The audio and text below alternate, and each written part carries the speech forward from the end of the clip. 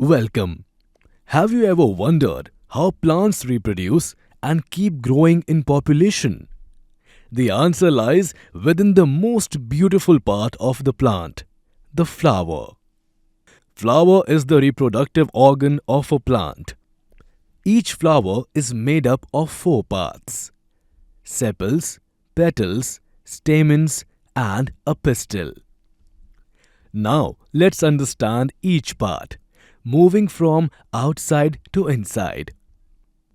The sepals are the outermost green covering that protects the delicate flower bud before it opens.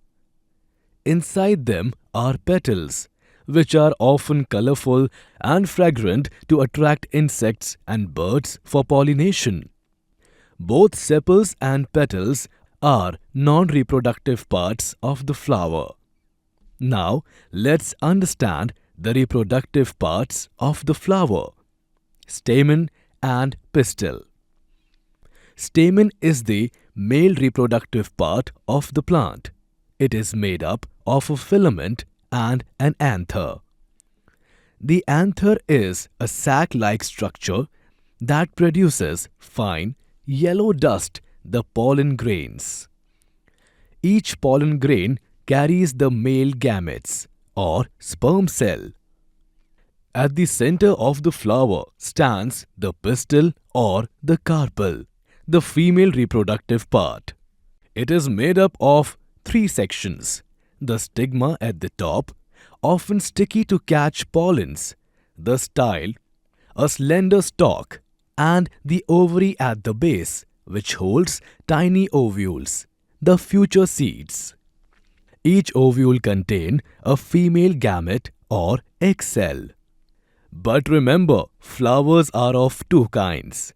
Some can be unisexual, bearing either stamens or pistil. Others can be bisexual, carrying both stamens and pistil in the same flower. Now the question arises, how do the pollen grains reach their destination? It begins with the journey of pollination, where pollinators like bees, butterflies, birds, and even the wind carry pollens from one flower to another. When this happens within the same flower, it's called self-pollination. But when pollen travels from one flower to another, it's called cross-pollination.